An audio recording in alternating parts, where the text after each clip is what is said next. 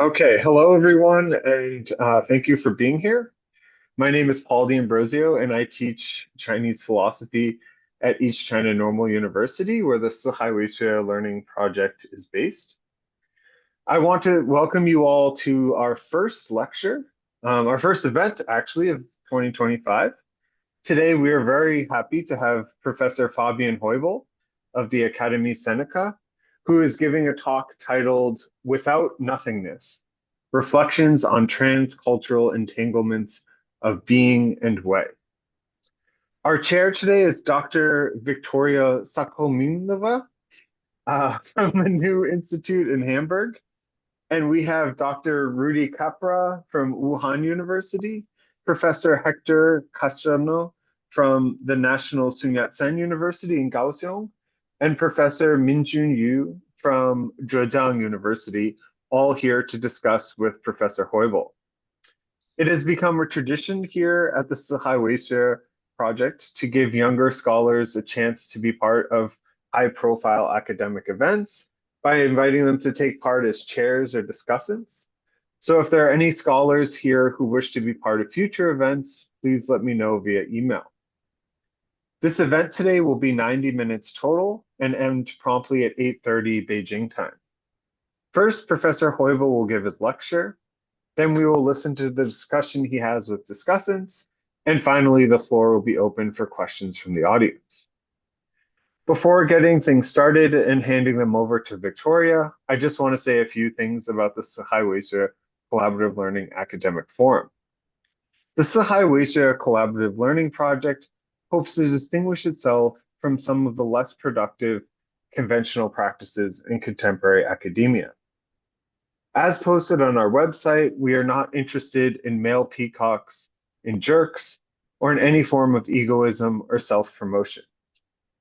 We hope to curb all types of aggressive and "look at me, I'm smarter than you," or "don't I know so much," and similar attitudes we sometimes find in academic exchanges. We might even go so far as to say that we hope to be the counterbalance for negative attitudes sometimes found in blind reviews. While there is certainly a time and a place for anonymity, or at least the appearance of anonymity, communication in academia should be just as much, or there should be just as much time and place for speaking to one another in more congenial and community-forming settings. The neologism 四海为学, which was created by Robin Wong, is a play on 四海为家, and we really hope to keep this idea at the foreground of all of our events. The 四海为学Collaborative Learning Project seeks to accomplish these shifts in orientation during academic exchanges by encouraging productive communication, humble discussions, real questions, and responses that are open and honest. We hope to foster environments where people truly learn from and with one another. Before introducing our chair, I want to once again thank Dr. Rudi Capra, Professor Héctor Castan, and Professor Minjun Yu for participating. A special thanks goes to Professor Heubel. His topic is especially pertinent for四海为学project, as he is discussing various ways of exploring different ways to deal with or engage in cross-cultural discourse. And I think anyone who knows Professor Heubel is well aware that he is someone who has steeped himself deeply in other traditions and often advances approaches which are truly innovative. So we're very happy to have you here today, Professor Heubel. Our chair is Dr. Victoria Sukhomlinova. Victoria holds a PhD in philosophy, and her research focuses on non-Eurocentric methodologies within cross-cultural philosophy. The title of her dissertation was Remastering the Notion of Culture in Contemporary Confucianism, and she has since published in top Russian philosophy journals, as well as the Springer Journal International Communication of Chinese Culture. Victoria currently works as a program coordinator and a research assistant at the New Institute in Hamburg. We're very happy to have you here, Dr. Victoria. The floor is yours. Thank you very much, Paul. Thank you for having me to this event. I'm very honored and excited to be part of it. So now allow me to introduce our today's lecturer, Professor Fabian Heubel. Professor Heubel is currently a research fellow at the Institute of Chinese Literature and Philosophy at Academia Sinica in Taipei, Taiwan. He is also a guest professor of classical and modern Chinese philosophy at the Department of Philosophy at the Free University of Berlin. Previously, he worked at the National Yat-sen University in Kaohsiung, Taiwan, and the Goethe University in Frankfurt am Main. His research interests include transcultural and comparative philosophy, classical and modern Chinese philosophy, Chinese aesthetics, Greek philosophy, Frankfurt School critical theory, and contemporary French philosophy. Professor Heubel, the floor is yours. Thank you. Thank you very much for this kind introduction. Thank you again, Paul, for inviting me, and thank to the three commentators. I'm looking forward to our discussion. I will get, doesn't work, right into the topic of my presentation. I will begin with some introductory remarks. In the following presentation, I will speak about the transcultural entanglement of being and way from the perspective of the dynamic constellation between Chinese, Greek, and German philosophy. I acknowledge that this perspective has obvious limitations that need to be addressed. A fourth aspect in this constellation is contemporary French philosophy, especially the work of the late Michel Foucault, insofar as the thought of the two German philosophers who are crucial in this context, Friedrich Nietzsche and Martin Heidegger, survived after the Second World War mainly through reinterpretation and transformation by French authors. Without the writings of Michel Foucault, Jacques Derrida, Gilles Deleuze, Jean-Luc Nancy, Philippe Lacoue-Labarthe, and others, I probably would not have found the courage to overcome the philosophical ban, the German philosophical ban imposed on Martin Heidegger by Adorno, the German philosopher who has mainly shaped my thinking since my youth, and Jürgen Habermas, with whom I studied at Goethe University. But contemporary French philosophy would also not have been enough to rethink the importance of Heidegger for comparative and transcultural studies in Chinese philosophy, especially Taoist philosophy. The far-reaching influence of Heidegger in contemporary Chinese philosophy finally forced me to engage in a serious and open reading of some of Heidegger's writings, especially on the pre-Socratic thinkers Heraclitus and Parmenides, and also to reconsider the enthusiasm or even obsession of German philosophers since the 18th and 19th centuries with pre-Socratic sources. Last but not least, because of my family history, Greece entered my life at a very young age. For me, therefore, the fateful, so to say, entanglement of German and Greek history, culture, and language is not only an intellectual endeavor, but a lived experience that I try to reflect upon philosophically by way of the comparative mutual mirroring and transcultural mutual transformation of Chinese, Greek, and German sources. In recent years, the Chinese-Greek civilizational dialogue, often referred to as the Chinese-Greek mutual mirroring of civilizations in Chinese, has been gaining significant momentum, bolstered by the substantial political and financial support, particularly from China. The choice of Hujian in Chinese is notable for the richness of its meaning, but also because the image of the mirror has a long history, especially in Taoist and Buddhist thought. In my preliminary understanding, the concept of mutual mirroring civilizations contains two developmental tendencies that can complement each other, but can also contradict each other.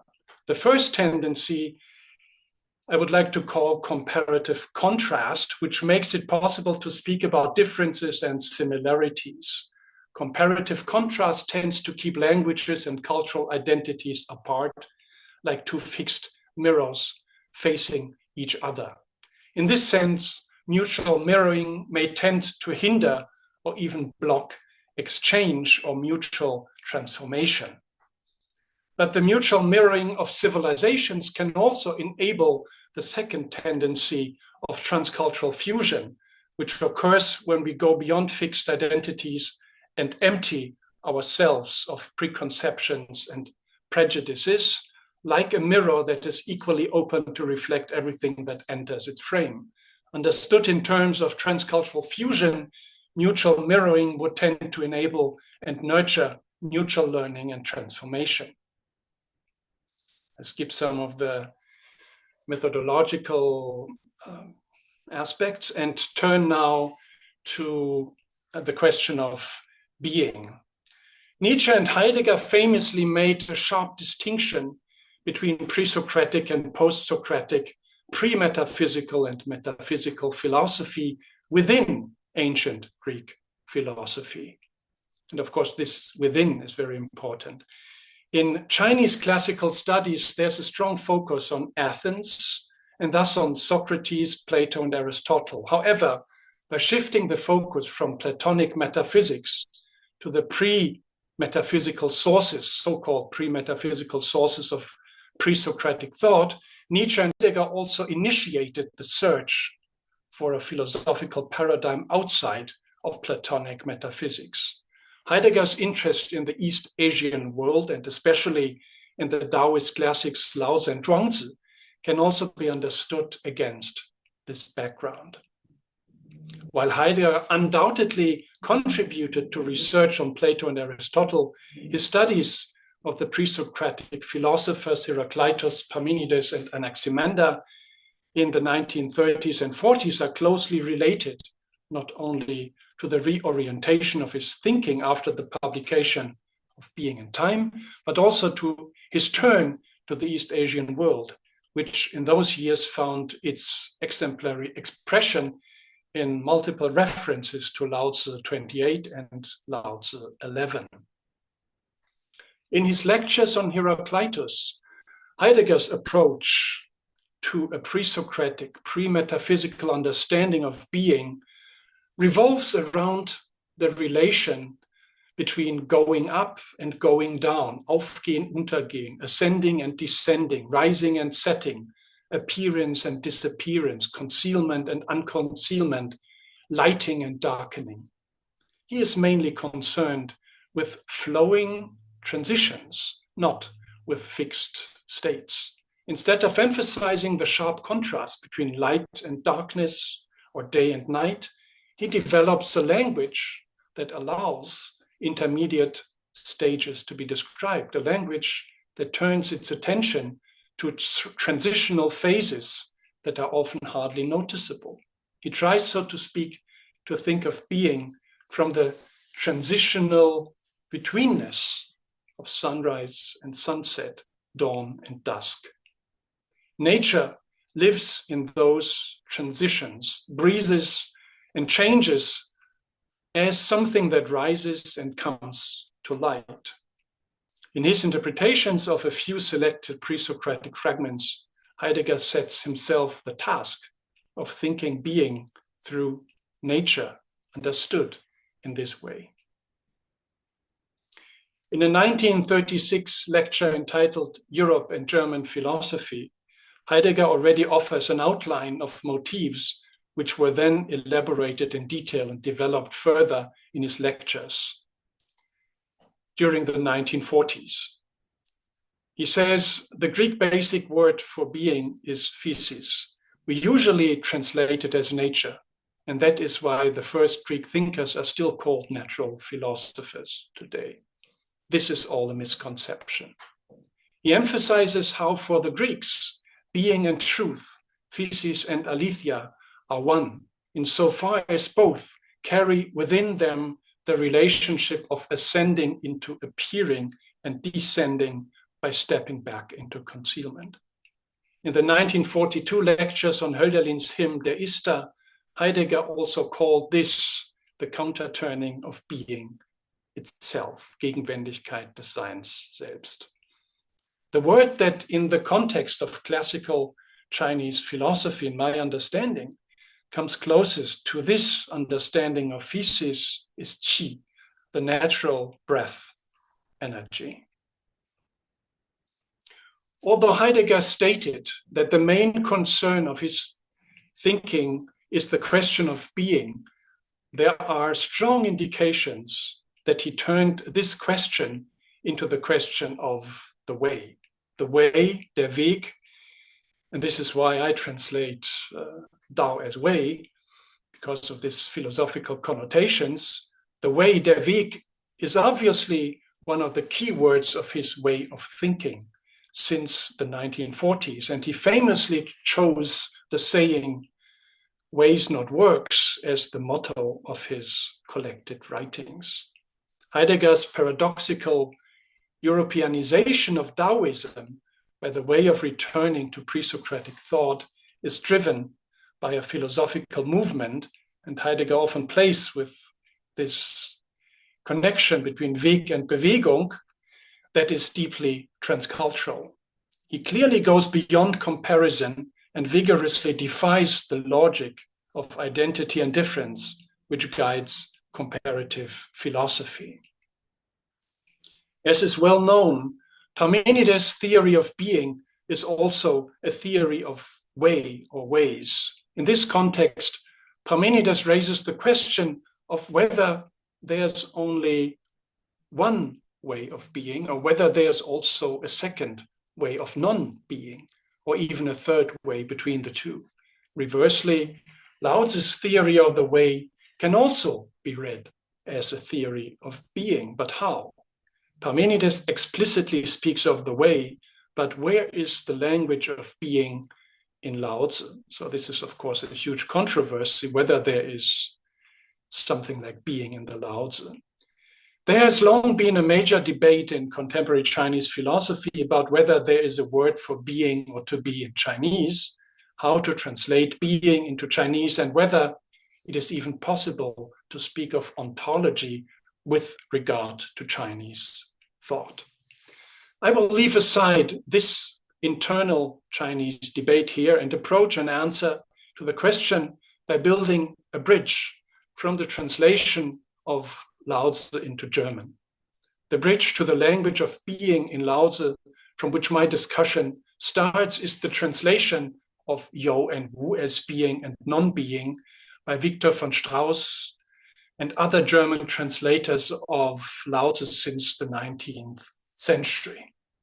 By translating Yo as being, Lao Tzu's theory of the way and Parmenides' teaching of being have been short-circuited, so to speak. If it is true that the latter philosophically developed the language of being and non-being in ancient Greece, the translational relation between Lao Tzu and Parmenides has opened up a way of thinking that deserves to be pursued further, with the aim of reflecting on the historical burden that Lao Tzu is thus tied to, but of course also with the aim of reflecting on the philosophical possibilities that emerges, the philosophical communication of being and way. Lao Tzu and Parmenides meet in the critique of nothingness, expressed in the ontological or Taoological language of the Lao Tzu translation I propose. Without and with, or being without and being with, are two moments of the way which form the double character of the way, as the modern Chinese philosopher Mo Zongsan puts it. When this interpretation of the way Dao You Wu, is related to Heidegger's interpretation of being as counter-turning in itself, then there is nothing outside of way or being understood in this sense. No nothingness that can be opposed to way or being. Lao Tzu's philosophy of the way is thus without nothingness. And this may also apply to Parmenides' philosophy of being in the sense suggested here. However, while Parmenides tries to describe being as one and exclusively one, Lao Tzu interprets the way as double in itself. I follow here Mo Zong-san's reading of chapter 1 of the Lao Tzu. Thereby he comes close to Heraclitus and his great word, as Hölderlin says, the en diapheron erfdo, das eine in sich selber unterschiedene, the one that differs in itself. Like many 20th century Chinese philosophers, I assume that it is possible and meaningful to speak in relation to the book Lao Tzu of ontology. In my case, however, this is done in a sense that ties it with the concept of being that Heidegger develops in the context of his interpretations of Heraclitus and Parmenides. I assume that Heidegger's philosophy of being, which, as is well known, is directed against the metaphysical philosophy of being that has dominated philosophy in Europe from Plato to Nietzsche, corresponds profoundly with certain tendencies of the philosophy of the way developed in Chinese philosophy. For Parmenides, the emphasis on being in its unity is of primary importance. He thinks of being from the one and denies multiplicity and movement. At least this is the interpretation that has become influential in the history of philosophy through Plato's dialogue Parmenides. In contrast, Heraclitus emphasizes the side of the double and the counter-turning in being, the one that self differentiates within itself, and that is only one as self-differentiating. Heidegger also calls this the counter-turning of being itself, or the belonging together of that which is essentially different. This opens up far-reaching and yet barely explored possibilities for reading pre-Socratic and post-Socratic Greek philosophy in Chinese terms, from a Chinese perspective. The being of Heraclitus, as interpreted by Heidegger, has a double character, which structurally corresponds to the double character of the way in the Lao Tzu. It is this being that is counter-turning in itself, that can no longer be opposed to non-being or nothingness, because it is a being that differentiates itself into without and with, or being without and being with. Admittedly, speaking of being without and being with as translations of Wu and Yo is a language that already goes beyond Heidegger's use of being with. This language has been developed by philosophers such as Jean-Luc Nancy and Werner Hamacher, who have taken up Heidegger's ideas and whose reflections I in turn try to absorb. In saying this, I also problematize a strong tendency in modern Chinese Lao Tzu hermeneutics, which seems to be in constant fear of understanding the way merely ontically and missing its ontological dimension. This, I suspect, reflects the conviction that an interpretation that is not sufficiently ontological in a metaphysical or even theological sense not only degrades Lao Tzu as a philosopher, but also renounces the claim to place him on an equal footing with the ancient Greek philosophers. I would like to respond to this by saying that Lao Tzu is a philosopher who not only recognizes the low and the inferior, but even normatively upholds it. In his commentary on Lao Tzu 6, Wang Bi, refers to a counter-turning way that can arise in relation to a without that is not nothingness, but a without that itself is and remains a being without, a being that continuously lives and generates in relation to with or being with. In the counter-turning of without and with, Lao Tzu seems to emphasize a certain primacy of without over with. In particular, a famous passage from Lao Tzu 40 has often been read in this way. Victor von Strauss, the German translator in the 19th century, translates, alle Wesen der Welt entstehen aus dem Sein, das Sein entsteht aus dem Nichtsein. All living beings in the world arise from being, being arises from non-being. And Richard Wilhelm translates, alle Dinge in der Welt entstehen im Sein, das Sein entsteht im Nichtsein. All things in the world arise in being, being arises in non-being.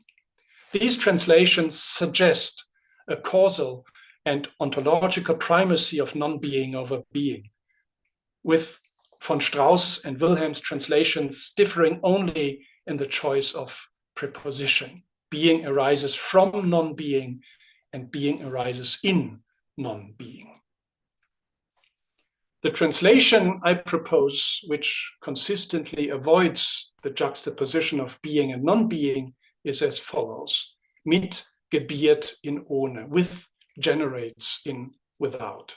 In my understanding, this does not express a causal or ontological primacy of without over with, or let alone of non-being, nothingness over being, but a discursive and strategic primacy of without in relation to with.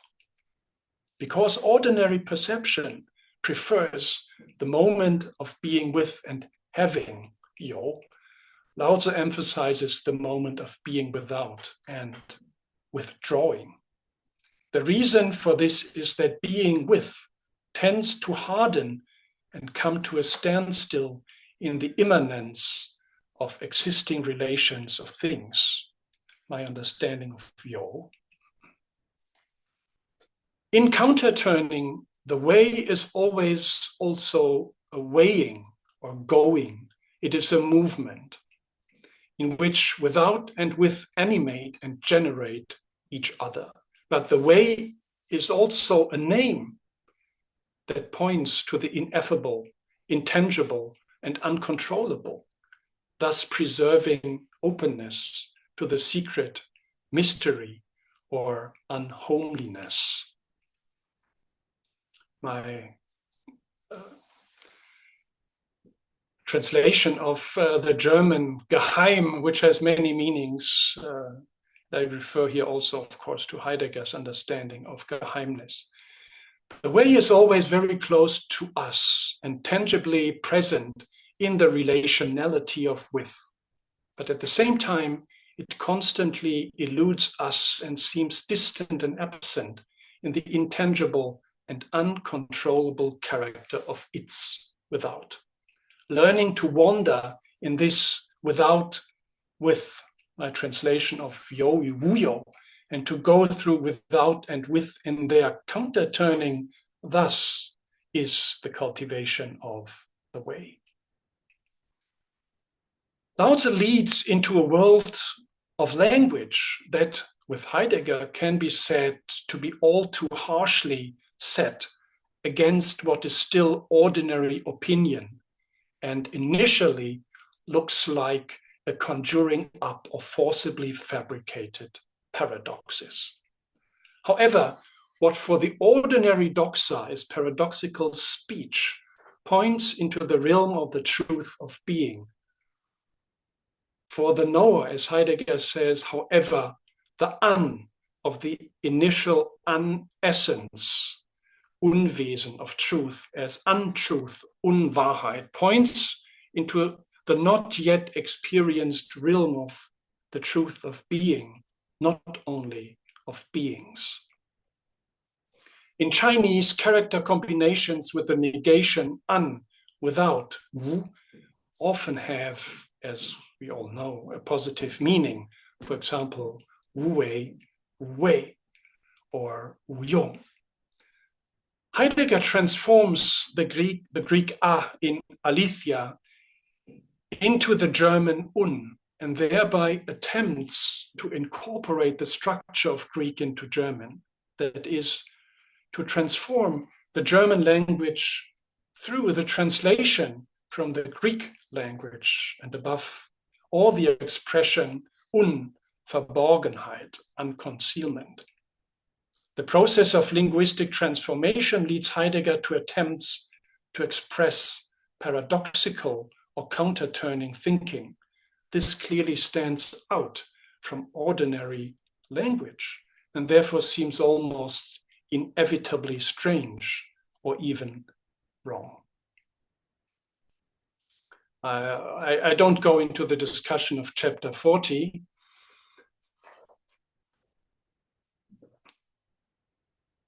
At first glance, Lao-tzu and Parmenides meet in the critique of a non-being nothingness that is opposed to being. And Lao-tzu and Heraclitus meet in the motif of a double ontology, that is, in the assumption that being and way are in themselves counter-turning and have a double character. Heidegger's lectures on Parmenides, however, contain indications that make this picture considerably more complex. For there, it is Parmenides who brings up the concealed counter-essence of aletheia, in that lethe now appears as the counter-essence to physis. Heidegger refuses to translate these two words as forgetting and nature as usual, and instead points to a word field through which he tries to approach the meaning in German. Verbergung, Entbergung, verschwinden, aufgehen, Entzug, sich entziehen, hervorkommen. Heidegger's interpretations of Parmenides and Heraclitus internally belong together. From this perspective, it is helpful for the comparative and transcultural exploration of Lao-tzu's ontology to consider the tension between Parmenides and Heraclitus, because in my understanding, Lao-tzu's way is to be one and double, or to ossify neither into monism nor dualism. Heidegger's philosophical being on the way has created considerable confusion by constantly exploring and testing different linguistic possibilities of the German language. At times, for example, he has tried to change and reinterpret the meaning of nothing, nichts, or nothingness, nichts, in such a way that it no longer stands in opposition to being, but comes closer to being without. I perceive a particular proximity to Heidegger where he tries to leave behind both the distinction between being and nothingness, as well as the distinction between being and beings. In my understanding, perceiving, and I cannot go into an explanation of what I say now, perceiving the essence of the way as breath change, 以气化为道体, leads to a departure from the opposition of being and nothingness. Breath change, my translation for 气化, is without nothingness, 气化无, or in the theory of breath change, the relation of being and nothingness dissolves into the relation of without and with, of being without and being with. This is a serious and far-reaching consideration. Asian philosophy, especially Chinese and Japanese philosophy, is often associated with the motifs of nothingness and non-being. Hegel already claimed in The Science of Logic that in Chinese philosophy, the beginning is made with nothing. I am inclined to take a counterposition and to depart from the cliché of Asian philosophy as a philosophy of nothingness, non-being, or even absolute nothingness. The background to this orientation is that my discussion of the philosophy of the way draws heavily on a line of development in Chinese philosophy that has explicitly established the connection between the learning of breath, qi xue, and the critique of an understanding of without as nothingness. The theory of breath change thus opens up the task of thinking through an ontology without nothingness, thereby liberating the theory of being from the opposition between being and nothing. I'm thinking especially of a famous passage in Zhangzai's main work, the Jung. He says, "The gathering and dispersing of breath in the greatest emptiness is like the solidification and dissolution of ice in water. Whoever knows that the greatest emptiness is the same as breath is without nothing." Much could be said about this passage and the criticism of the without and with distinction that Zhangzai has raised. He rejects Lao Tzu, whom he names together with the Buddha, because the latter, to put it simply, is said to have understood the relation between without and with in the sense of nothingness and being. This reflects a sharp criticism of Buddhist-influenced interpretations of the Lao Tzu that have emerged since the Tang period. He contrasts this with a dark and luminous relation familiar from the Book of Changes as an alternative.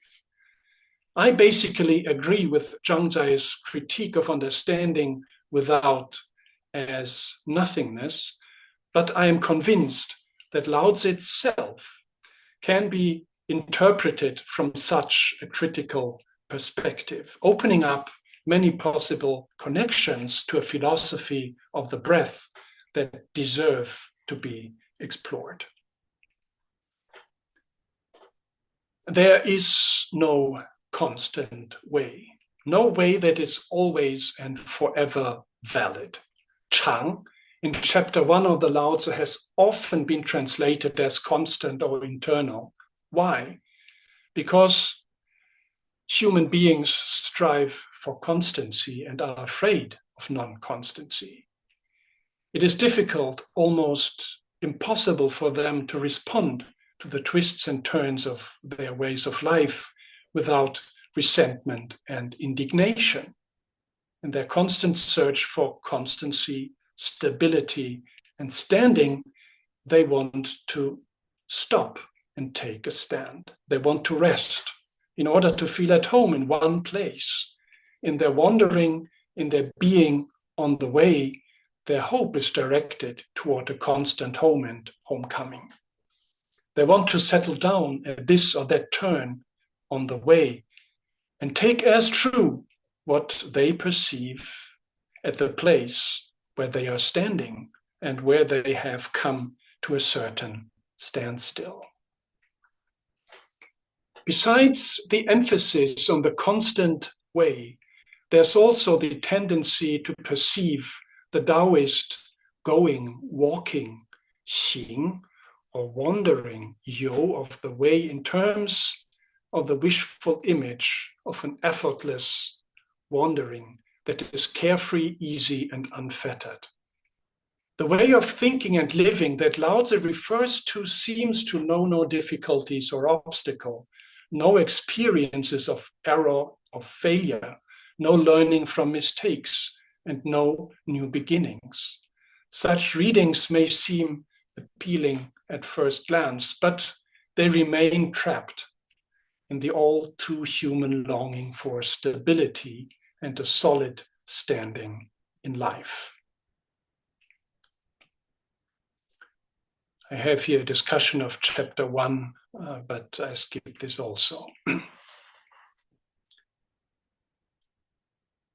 It is not errant wandering that is erroneous, but rather the fixation on a constant way. And the quest for a solid and unshakable standing in life, every weighing, every wandering on a way that can be walked or spoken about is errant wandering in an ontological sense. And here I refer to this theory of errant wandering or errancy, errance, by Kostas Axelos, who also connects here the idea of walking, of going away to this primary example of an errant wandering in Greek literature. This is, of course, the Odyssey. Every weighing, every wandering on a way that can be walked or spoken about is errant wandering in an ontological sense. We may try to find the right life or the true way, but it is always possible that what we believed to be right and true turns into something wrong and untrue. This corresponds to what is called the turning of fate in Lao Tzu 16. To ignore that all way walking is in itself errant wandering is, in my reading, to not know the constant, or in terms that Zhuangzi uses in the context of explaining why he, in response to the death of his wife, was drumming on a wash tube and singing, the inability to communicate with fate.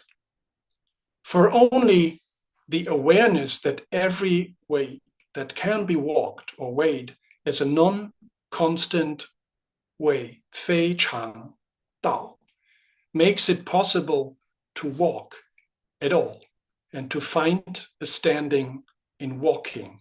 The way arises and is completed by walking. Thank you very much for your attention. Thank you very much, Professor Heubel. A lot of valuable ideas.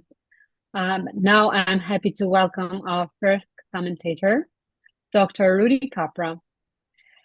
He received his PhD at the University College Cork in 2019 for a project on humor and irony in Song Dynasty Chan Buddhist literature. He is a postdoctoral fellow at the University of Wuhan, where he currently resides. His research focuses on Chinese philosophy, Greek philosophy, Buddhism, and aesthetics, exploring the concept of identity and its deconstruction through themes such as freedom, alienation, travel, play, humor, and death. He's also a film critic and authored several monographs in Italian. Dr. Capra, you are now welcome to present your thoughts. Thank you. Can you all hear me? Yeah. Can you hear me? Okay, great. So thanks, Professor Heubel, for your inspiring presentation. Having had a classical education myself, I am particularly fascinated by the cross-cultural dialogue between Greek and ancient Chinese philosophy, a dialogue that I find especially sensitive to begin with because all Indo-European languages share a verb that catalyzes several different semantic functions pertaining to, for instance, performing roles, being physically present, being situated in a specific place, copulative attribution, and others. I am talking, of course, about the verb to be, which is a fundamental category of thought in Greek philosophy and is especially prominent, as you highlighted, in the intellectual genealogy that connects pre-Socratics, Parmenides, Plato with scholasticism, and then, of course, up until Heidegger. And that category, especially in ancient philosophy, I feel is evidently incommensurable in respect to the linguistic categories through which ancient Chinese philosophy was conceived and practiced. But then again, if I understood correctly your presentation, your idea of Hujian, mutual mirroring, entails, on the one hand, a process of comparative contrast, which displays differences and similarities as belonging to specifically situated cultural identities in time and space, and on the other hand, a drive towards transcultural fusion, which you explain by referring to a mirror that reflects everything that enters its frame, including change, including emptiness, and thus nurturing mutual learning and mutual transformation.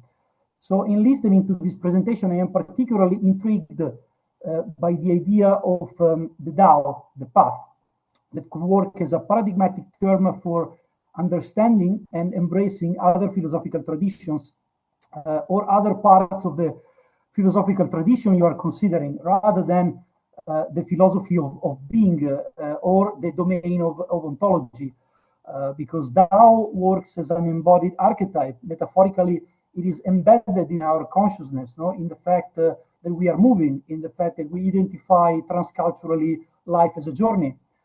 So I wonder if you like to say something more about this powerful tool that is metaphilosophically the archetype of Tao, and also if my curiosity, if this project may one day extend to the Stoics, who among others conceive philosophy as an agogai, ways of living, transformative path to be realized daily, to be embodied, so to speak, and they also resorted to a wide range of bodily and breathing techniques, and this is another aspect I was intrigued by in your presentation, the fact that this philosophy of qi, of breathing, seems to be very relevant in respect to your conception of the Tao, of the philosophy of the way. So that was it.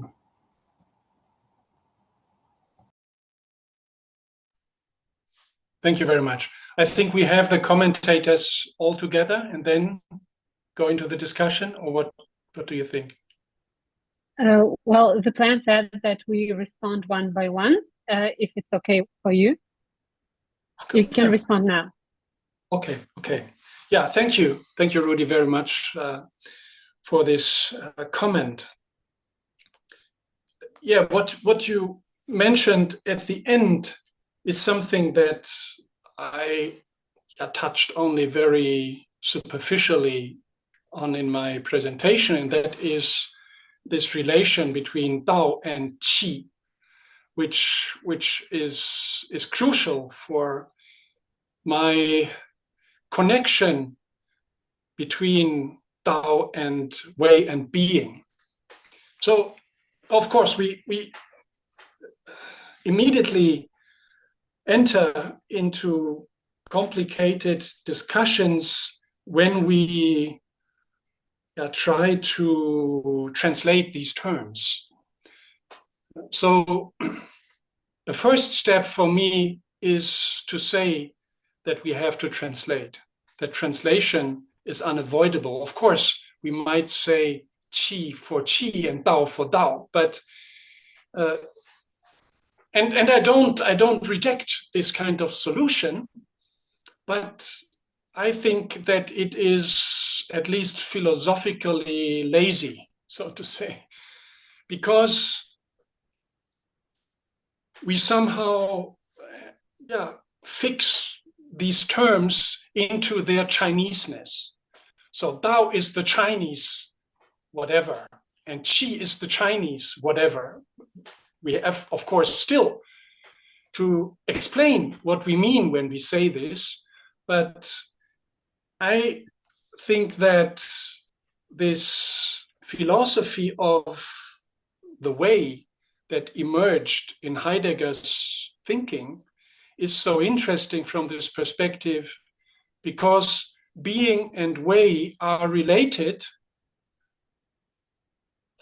in a very far-reaching manner. So what has not really been a philosophical concept, way or path, course, now becomes a philosophical term, and a term that is internally connected to being. So here we have, of course, an understanding of being that very much differs from what you mentioned at the beginning, let's say this more linguistic approach to being. But being is this ascending and descending, concealing and unconcealing movement. And this brings it, of course, closer to what you mentioned when you spoke about Tao, that is the movement of walking, of going on a way, a path, and so on. So in this sense, I very much think that both terms, and this is something that I tried in my presentation a little bit today, that both of these terms change, that both of the terms have to transform somehow one another to enter into what I call this transcultural dynamic or transcultural philosophy, where we don't have anymore a Greek philosophy of being on the one side and a Chinese philosophy of Tao on the other. This is my response. Thank you. Thank you very much, Professor Heubel. And I would now like to introduce our second commentator, Professor Héctor Castaño. He's an assistant professor at the Institute of Philosophy at the National Sun Yat-sen University in Taiwan and a program director at the Collège International de Philosophie. His research interests include contemporary European philosophy and transcultural philosophy, and he is currently studying the relationship between philosophy and nationalism and the problem of tradition and heritage. Dear Professor Castaño, please share your comments. So, can you hear me? Yeah. Yes, all good. Yeah, thank you. Thank you, Fabian, for your lecture. So first of all, I must say that I am very sympathetic to your reading of Lao-tzu as an ontology of the with, meet, yo, in which the without, this with being without prevails in a sense. I think that your effort is to prevent or to avoid the being with to be hardened, and it also allows the Lao-tzu to be read in the sense of the metaphysical solidification of previous translations. And it also invites us to learn to live walking in non-constant ways, assuming uncertainty, transformation, and change, and assuming them not as threats to good walking or good living, but as conditions of good walking and good living. So listening to you also made me understand a little bit better what was Jean-Luc Nancy's project of developing the being with, which you mentioned, but you have not developed. I have just a couple of questions that are directed towards something that wasn't on the PPT, that in the PowerPoint that you sent to us, and you didn't really develop that a lot in the lecture right now, but I think it is interesting. It is the narrative or the path that you have followed yourself to reach this reading of Lao-tzu. And you speak namely of a constellation of philosophical sources. So my question is a little bit on this. So on the question of the constellation and on the relation between the sources that you construct. My first question would be, what is the heuristic value of a constellation of philosophical sources?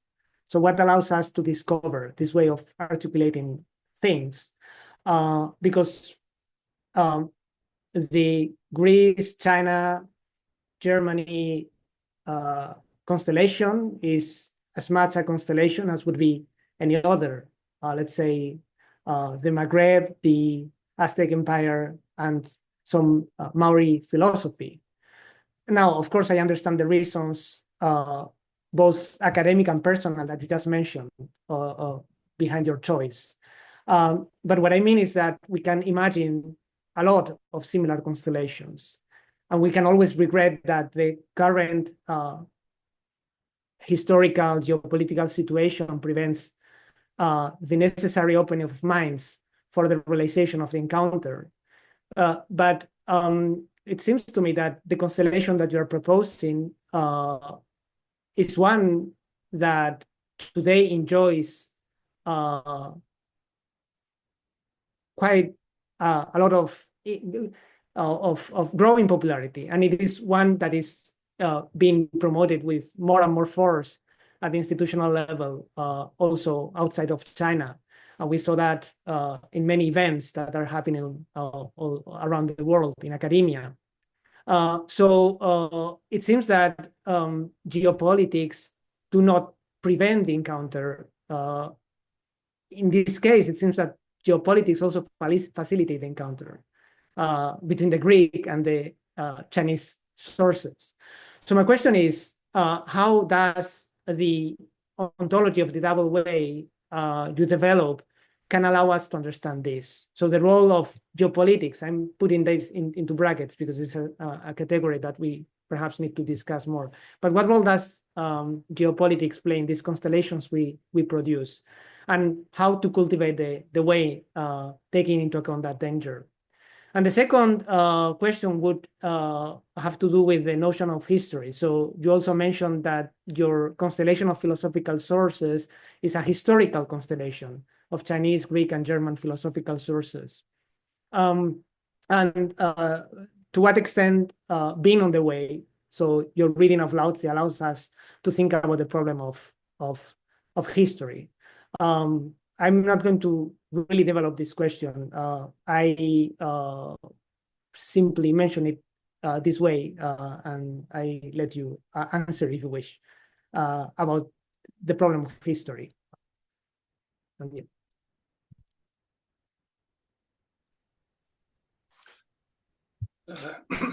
Hector, thank you very much for this comment. I mentioned that I'm, of course, aware of the limitations of this constellation, and that we can only work with our limits, so to say, and our limitations. And this is exactly also connected to what I mentioned with regard to errancy and errant wandering. Where does errancy come from? Yeah, from our limitations and from the difficulties that these limitations create, the failures that these limitations necessarily create. And in this sense, I think that these constellations that you mentioned, all the possible constellations, I think that basically the Lao Tzu is a text that is open, so to say, to all of them. And I like this text so much because I'm again and again fascinated by the ability to respond to so many different possible interpretations. And somehow every interpretation is an individual and personal interpretation. And in this sense, I very much appreciate that the Lao Tzu really allows us to affirm this, let's say, personal aspect of philosophy. And I think this is often kind of neglected when we speak about Taoism, especially about the Lao Tzu and its thought of unity and of totality and whatever. That it is so open, and it has been so open in the tradition of Chinese commentaries to very personal and historically situated interpretations. So there's also, of course, the backside of this, let's say, personal approach to philosophy, or let's say this philosophy of cultivation that necessarily tries to take into account the possibilities and the difficulties that arise from this kind of approach. And I think the key term you mentioned was, the danger of geopolitics, that we fall prey to the illusion that individuality is possible, that this kind of personal approach is possible. So the other side is to say the contrary. It is not possible. There is no personal approach. There is no individual, let's say, singular approach to interpretation, because everything we think and we perceive as personal and individual is also political. And you mentioned that there is, I'm not so sure about that, but there's a growing popularity of this kind of constellation. And of course, what I said today, and I didn't go into the details about this Greek-Chinese mutual mirroring of civilizations, 中西文明互鉴, is something that really troubles me, because I have the impression that this very personal constellation that I mentioned in this remark somehow becomes very political, or maybe always has been very political. And of course, in the moment we speak about Heidegger, there is no escape from the political, and there's also no escape from political errancy and all the problems that are related to that. So the danger is, of course, that this relation is ideologically exploited in ways that are only political and not philosophical anymore. I cannot go into the details. We could have a long discussions about related problems, but I just want to mention that the two sides you mentioned, the two sides, let's say, the personal and the geopolitical, in my understanding, are intimately related. They cannot be separated from one another. And this kind of mutual mirroring in my presentation is also the mutual mirroring, so to say, between the political or geopolitical and the personal and kind of singular interpretation that is connected to these experiences that I mentioned in the beginning. As I said, I could say much more, but I stop here. Thank you. Thank you very much. Thank you, Professor Castan and Professor Heubel. And I would now like to introduce our third commentator, Dr. Min-Jun Yo. She is an assistant professor at the Korean Studies Institute at the School of History at Zhejiang University and an affiliated researcher at the Zhejiang Institute for Korean Studies at Tsinghua University. She also serves on the board of Korean Shilhak Studies. Holding a PhD in literature, Dr. Yu previously worked as a super postdoctoral fellow at School of Philosophy at Fudan University. Her research focuses on East Asian Confucianism, classical literary theory, and pre-modern intellectual history. She has published one monograph, which is titled The Rhetoric of Confucian Classics, Epistemology of the Classics in 3 East Asian Countries. She has also authored several papers in English, Korean, and Chinese, including The Late Motive of the Confucian Golden Rule, Chung Yak-yong and Zhu Xi's Interpretations of Shu, published by Acta Korean in 2024, and another one, The Reading of the Measures by Korean Confucian Scholars, published by Religion in 2022. Currently, she is working on a project which examines Chinese, Korean, and Japanese intellectuals' interpretations on benevolence, which is Ren, of the Analects from 17th to 19th century. Professor Yu, the floor is yours. Thank you for your introduction, and thank you for your wonderful lectures. And then I think his lecture is kind of a good exemplar, which explain or explore the main thoughts of Taoism with transcultural aspects. And then I'm working on comparative study of Confucianism in China and South Korea and Japan. And actually I'm working on Confucianism, so actually I'm not that much, I don't have that much knowledge about Taoism actually, but so I would like to give some kinds of question about your lecture as kinds of a discussion, maybe 3 or 4 questions. The first question is about mutual civilizational mirroring. You mentioned that there is a 2 types or 2 tendencies. One is comparative contrast, and the second is transcultural fusion. I also wonder that if it's possible, it can be the comparative things or transcultural things can be coexist when we study about the 2 different culture or 2 different nations of philosophy at the same time. I mean is that it's comparative and the transcultural can be coexisted, can be together.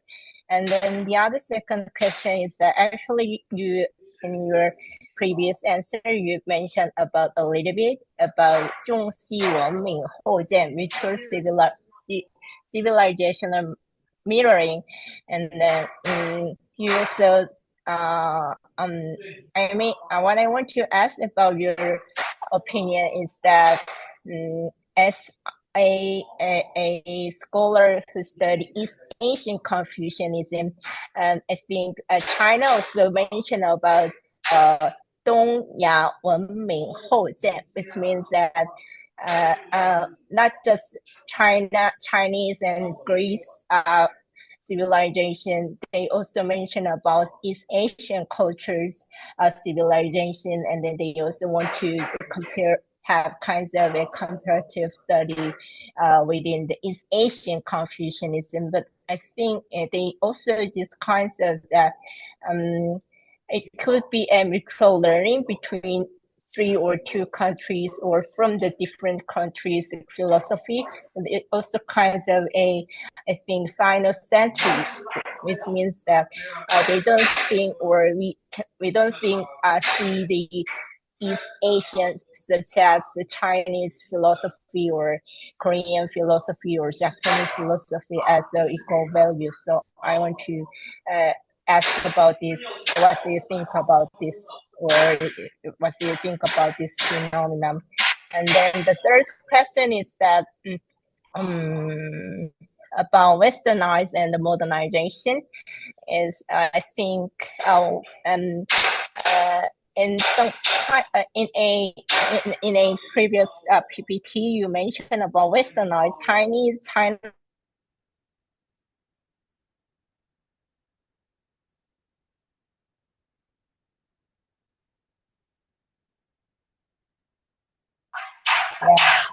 So there is some kind of misconnection. What I want to mention about the westernization and between the modernization, and then I think westernization also can be translated or can be referred as a modernization. Though the China not usually these days it has been westernized, but it also can be translated or referred as modernized, and then transculturalized or transcultural also can be defined as a character of modernization. So I just so what I want to ask about is the modernization also can be or as equal to a westernization. And then the last question is about faith. 常道 is the sentence from the Lao Tzu, the 道德经. you translate 非常的 into non-constant way, but it also, as you know, it also can be translated into not the constant way. So I want to ask about this translation issue. One is that is there any example or previous scholar who translate 非常的 as into a non-constant way, not the constant way, and then if there is kinds of a philosophical meaning between these two translations, such as when we translate it into non-constant way, there is kinds of whether it has kinds of a philosophical issue, and then also if we translate it into is not the constant way, it can be another issue. I want to ask about this question. Yeah, thank you. Thank you very much for great but complicated questions. Of course, I try to answer simple because we don't have much time left, and we probably still want to have some discussion. So, of course, the two can coexist. Comparative and transcultural, in my understanding, they not only can coexist, they have to coexist. They necessarily coexist. So this kind of, let's say, identity difference oriented distinction is a basic way of orienting ourselves in the world. I don't think that this can possibly disappear. So identities will always play one or another role in shaping what human life is about. So in this sense, comparative and transcultural approaches have to coexist. For quite a while, I very much kind of promoted this idea of a transcultural turn, also with colleagues at Academia Sinica. But now I am very much convinced that comparative and transcultural approaches can and have to work together. And yeah, this leads also to the second question.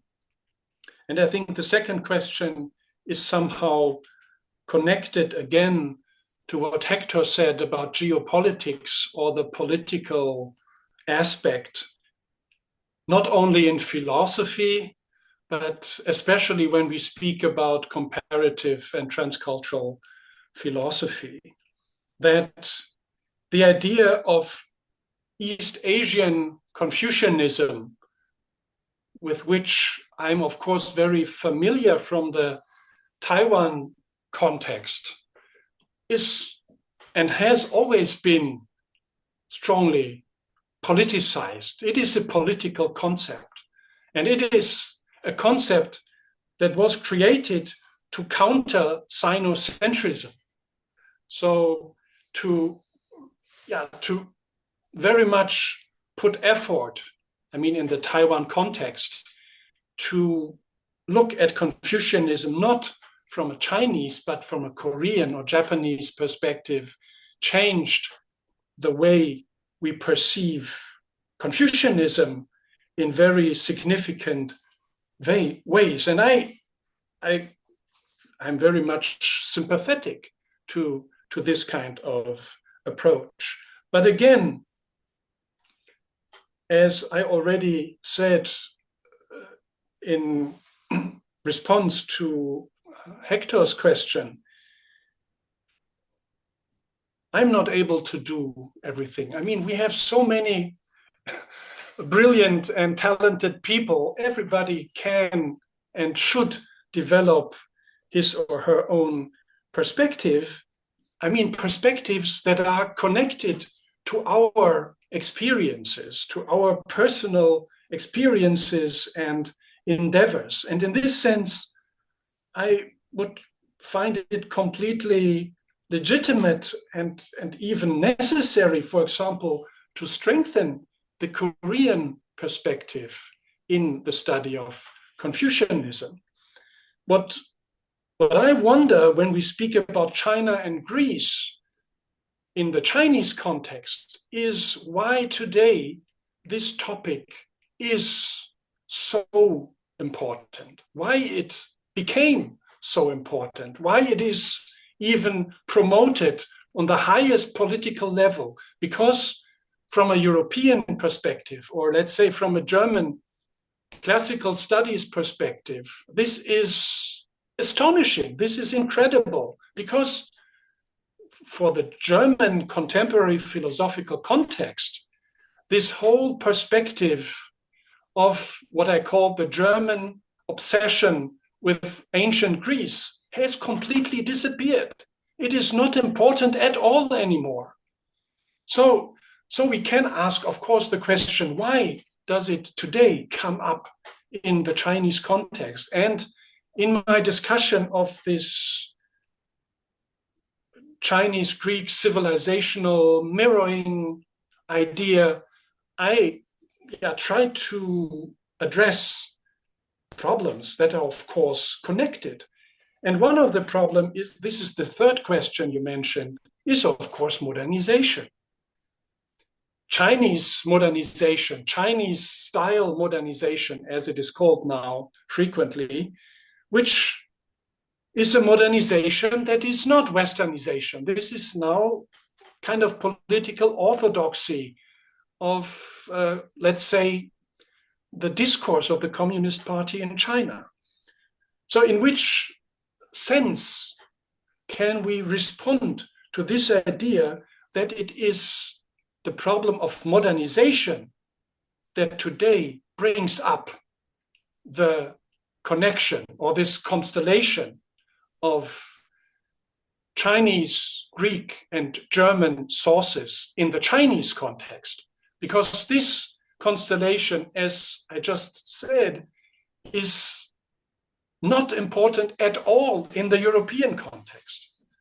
But because I'm inspired very much and often inspired by Chinese discourse, I somehow try to respond to this popularity by connecting to the aspects, to some of the aspects that my own philosophical path has accumulated, so to say. So I, for example, very much now emphasize that when we speak about modernization, we should also speak about Greek modernization.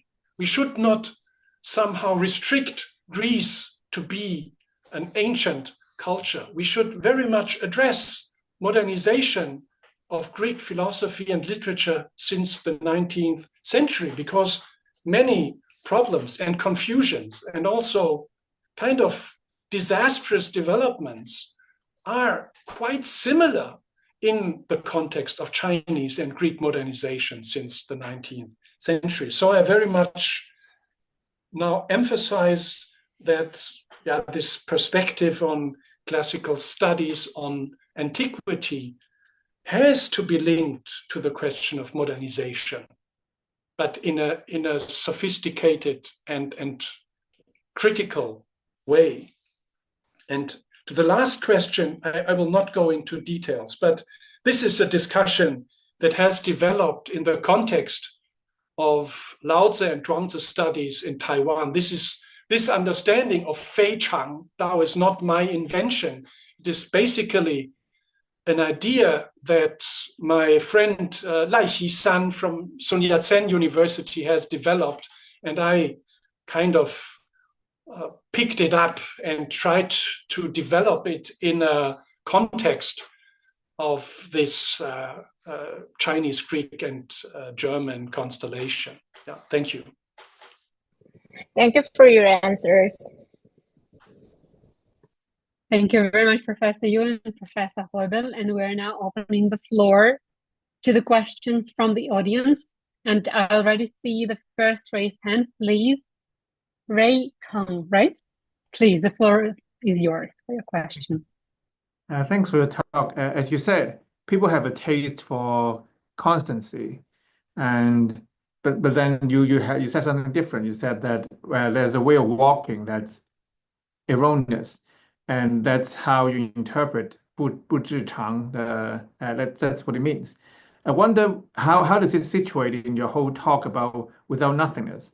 And the philosophy of breath, how does it relate to Lao Tzu in a very, could you explain your view in a very broad brush?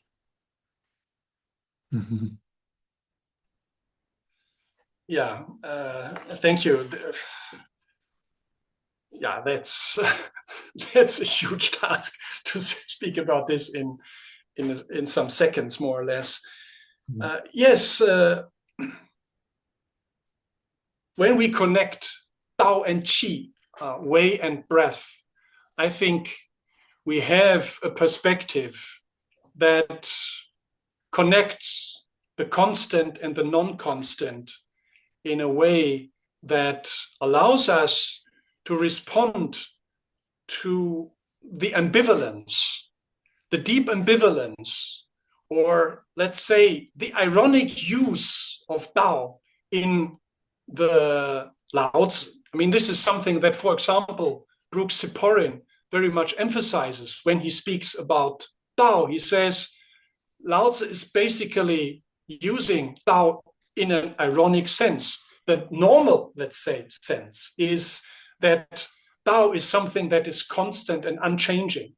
But there is a deep criticism of this understanding of Tao as something that is constant and unchanging in the Lao Tzu. This is very obvious. So in this sense, I think we always have to keep in mind the two sides of a concept, the two sides of a character in the way Lao Tzu speaks and uses them. So from this perspective, the 知常 and 不知常 are intimately connected to what we understand as Tao.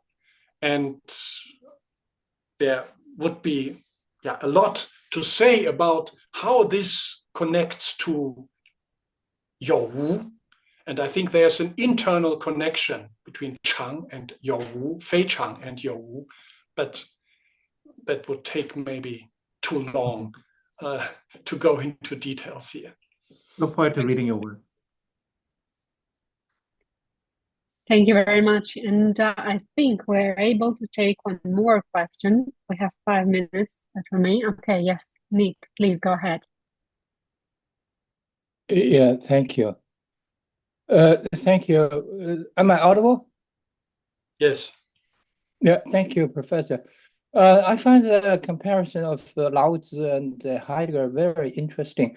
So just a broad background question. Because for Heidegger, ontology was the key. You know, most of his work is focused on ontology. But what do you think of Lao Tzu? In the Lao Tzu Tao Te Ching, I mean, for sure, there's some discussion about ontology. We can read into it. But how important is ontology, do you think, within the Tao Te Ching, the Lao Tzu?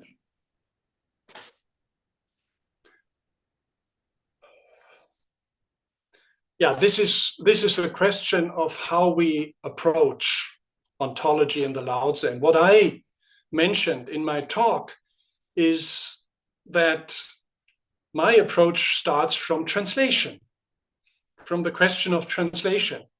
Because in the moment we work on the Lao Tzu in a non-Chinese language, we have to translate. And I was just struck by this translation of 有无 as being and non-being since the 17th, 18th century. Already the earliest Latin translations used this terminology. So somehow the very first encounter of Taoist and European philosophy immediately turned somehow the Laozi into an ontology, into a philosophy that is about being and non-being. Of course, today, many translators avoid this terminology, and rightfully so, but that was my starting point, the translation of Youwu as being and non-being. And the influence of this approach is, of course, also in contemporary Chinese philosophy very obvious. I mean, in the moment we translate being into Cunyo, which is the most common translation in Taiwan, to speak about Cunyo Lun.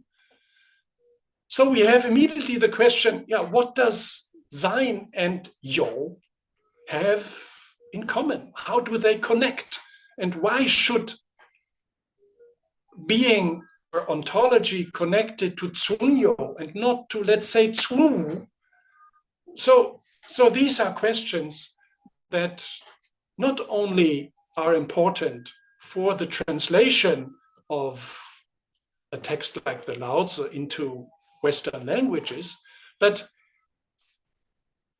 at the same time, these translations and the interpretations connected to them have deeply influenced modern Chinese philosophical discourse. So I'm not starting from the question, what has the Laozi had in mind at his time?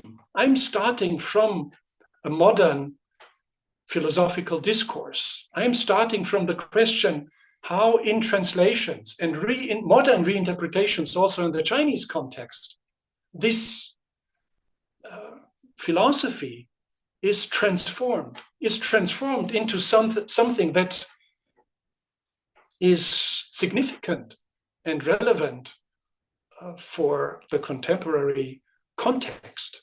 So in this sense, it is, of course, a modern connection that brings the Laozi and ontology together. And then we go back into questions that I mentioned. Heidegger's interpretation of the pre-Socratic being, which very much is a dynamic interpretation. So this being is not a static one. It is not an eternal being that Heidegger has in mind. And this very much corresponds to the modern interpretation that we may develop of Tao and Wei, or however we translate it. That's my response. Thank you. Thank you very much, Professor Heubel, for the fascinating lecture and the discussion. I personally go with quite a number of takeaways too. I really like the concept of mutual mirroring. I think it's great to have mirror as this visualization for a being, not just the cognitive tool that we use for reflecting, but also the physical space that accommodates reflections. And also that personal is political in a way, and there's an interplay and co-creation. I think it's very empowering in our today's time. So thank you very much, and thank you everyone for their comments, and thanks Collaborative Learning for making this lecture happen. And we will be looking forward to the recording. Thank you, Victoria, and thank you everybody for participating. Thank you. Bye-bye. Bye-bye. Thank you.